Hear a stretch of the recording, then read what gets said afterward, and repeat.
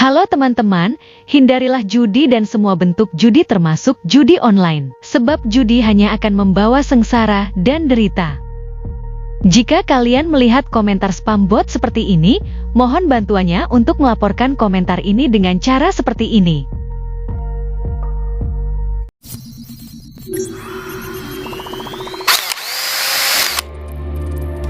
Assalamualaikum warahmatullahi wabarakatuh. Selamat datang kembali di Rio Hotspot Channel.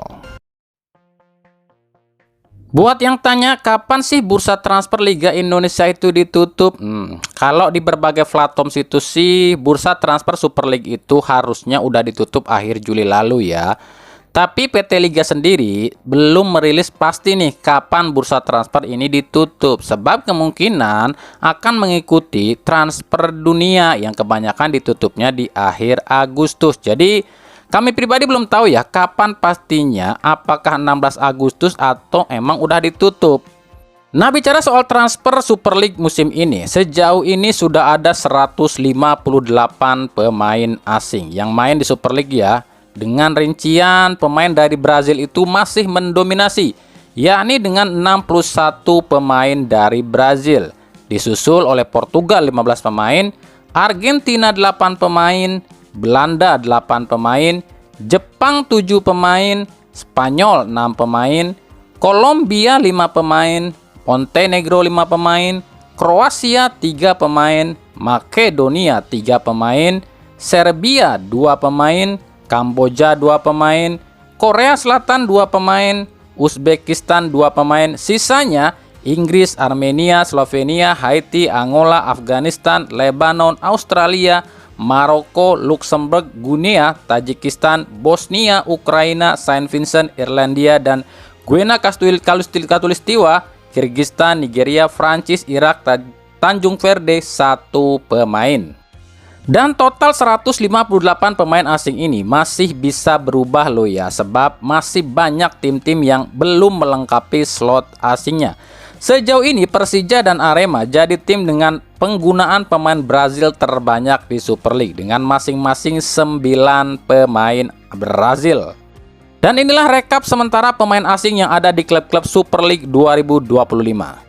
Yang pertama Persija Jakarta, 9 Brazil, 1 Jepang. Ini belum full ya, sementara ada 10 pemain asing. Yang kedua Dewa United, 3 Brazil, 2 Belanda, 1 Argentina, 1 Jepang, dan 1 Kamboja. Dengan total sementara 8 pemain asing. Yang ketiga Persib Bandung, 5 Brazil, 2 Argentina, 1 Irak, dan 1 Inggris. Dengan total sementara 9 pemain asing. Yang keempat PSM Makassar, 5 Brazil, 1 Jepang, dan 1 Tanjung Verde dengan total sementara 7 pemain asing.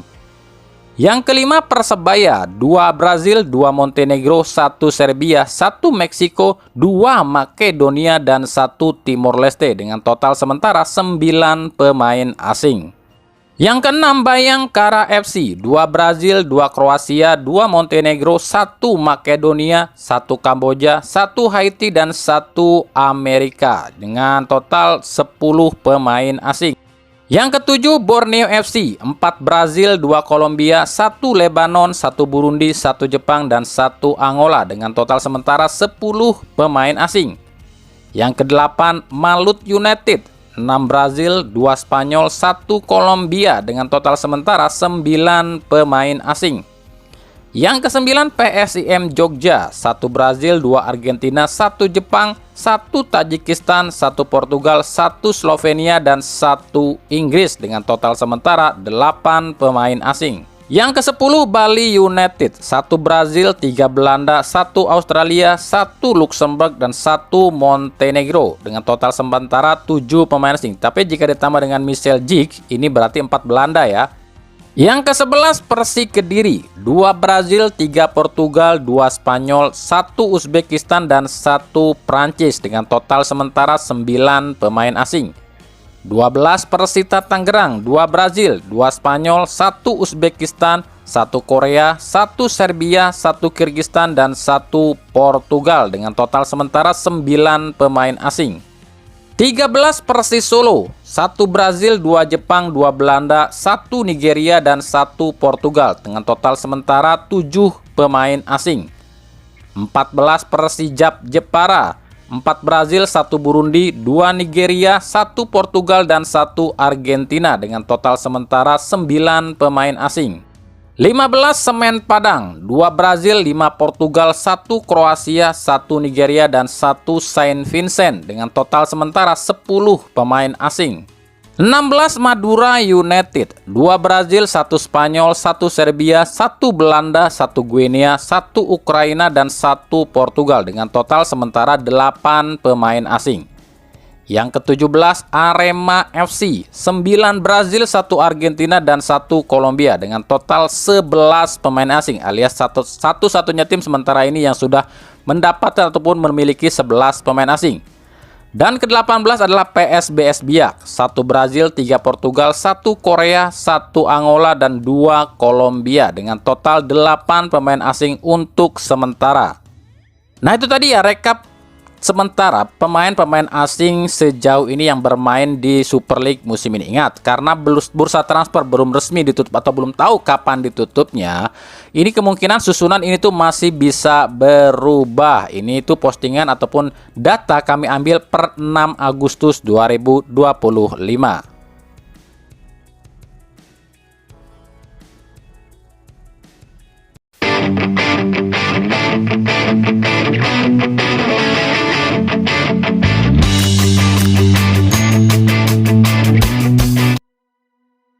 Kemarin RCTI banjir pujian soal kualitas tayangan laga Persib lawan Western Sydney ya. Pujian datang bukan cuma dari warganet Indonesia, tapi juga dari para warganet Australia pun memuji kualitas siaran RCTI yang dianggap berbeda 180 derajat dengan siaran Liga Indonesia. Nah, lalu apa nih respon dari MTEK selaku operator atau official broadcast Liga Indonesia? Yang pertama, MTEK kabarnya akan menambah jumlah kamera yang dipakai dalam satu pertandingan. Kami pribadi mengapresiasi ya kalau memang MTEK mau memakai lebih banyak kamera. Ini kita patut apresiasi, ada apa ya? Ada kemajuan lah ya. Yang kedua, kabarnya pihak broadcast meminta pada PT Liga agar stadion utama alias stadion yang akan dipakai bertanding itu dilarang nih atau jangan dipakai buat latihan. Tujuannya agar visual di lapangan, terutama soal rumput stadion itu nggak rusak dan akhirnya mengganggu pandangan penonton. Bener nggak ya? Untuk yang satu ini kami rasa agak sedikit aneh sih, karena kan yang dikritik netizen itu bukan soal rumput stadion lo ya. Yang dikritik sama netizen gitu sama broadcast itu bukan masalah rumput. Rumput itu tahu lah, netizen juga tahu. Rumput itu urusannya klub dan PT Liga. Netizen itu cuma minta beberapa hal sama broadcast. Yang pertama, tayangannya yang lebih jelas dan lebih enak ditonton itu kan. Yang kedua, soal pengambilan angle kamera biar enak dilihat, jangan goyang-goyang atau gimana. Betul dong.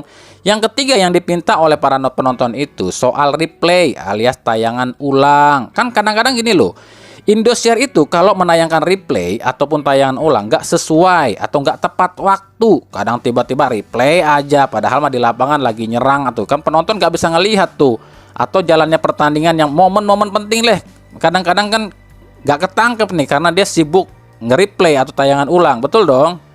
Yang keempat yang diprotes oleh para netizen atau penonton itu kan soal iklan. Iklan yang segede gaban yang sangat mengganggu. Kan kalau misalnya broadcast pengen nampilin iklan, kan bisa tuh. Iklan tuh cuma gambar di bawah kayak gini nih, gitu garis kayak gini kan. Nggak harus motong screen atau layar kayak gini juga. Yang kelima, saat gol terjadi, para penonton itu pengennya kalau ada yang nyetak gol, yang disorot itu yang nyetak gol, bukan malah nyorot ke penonton. Betul dong, itu kan yang diminta. Kan cuma itu yang diminta sama para penonton di TV. Kalau soal rumput lapangan jelek apa enggak, itu kan urusannya klub dan PT Liga. Tapi ya kita lihat nantilah. Yang pasti kita apresiasi aja lah kalau misalnya ada kemajuan dari MTEK. Semoga saja ada lebih peningkatan ya.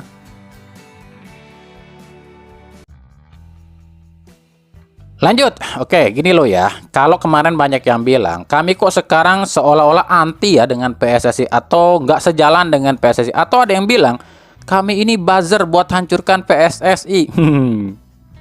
Ya, inilah tipikal orang Indonesia. Dikit-dikit, kalau nggak sesejalan dengan dia, dibilangnya kami ini buzzer lah, apalah gitu kan.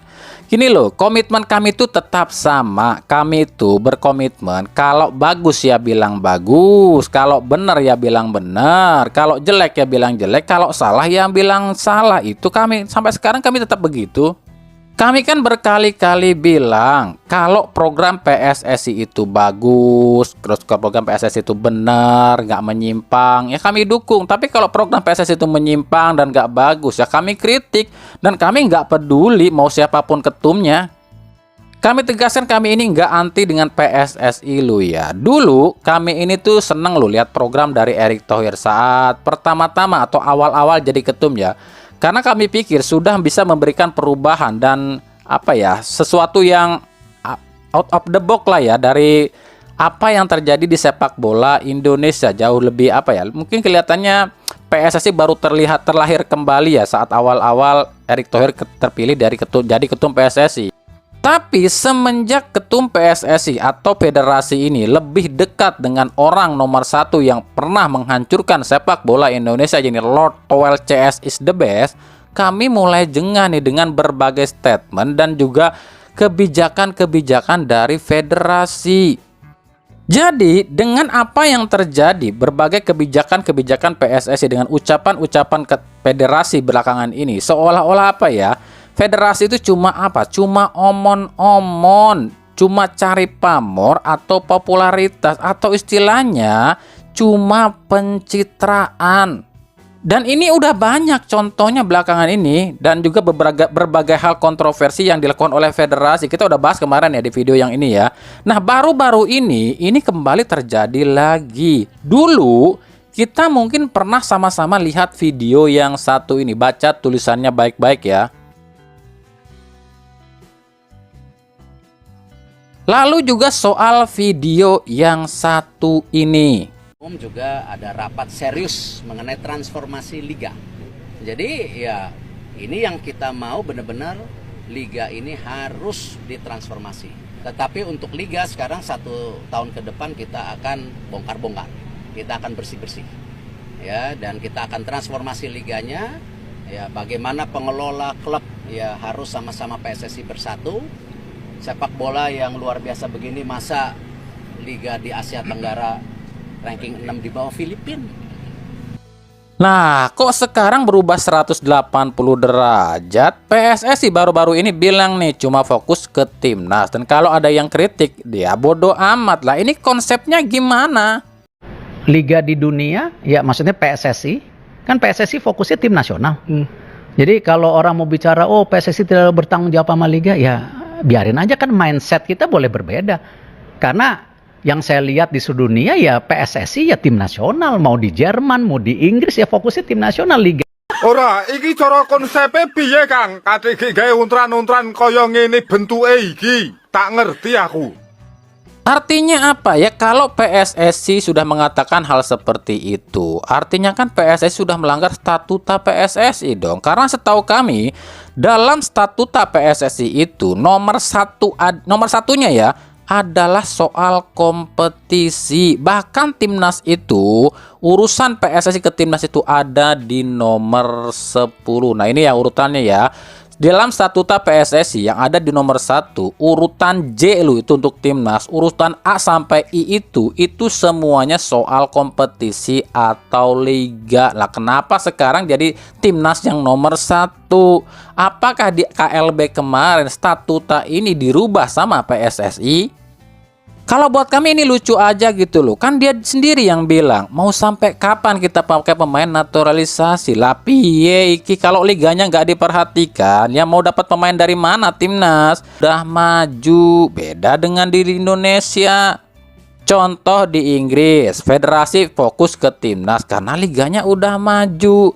Punya komdis sendiri, punya komite wasit sendiri, bahkan punya polisi sendiri. Lah di Indonesia, komdis punya PSSI, wasit punya PSSI, bahkan polisi masih punya aparat negara.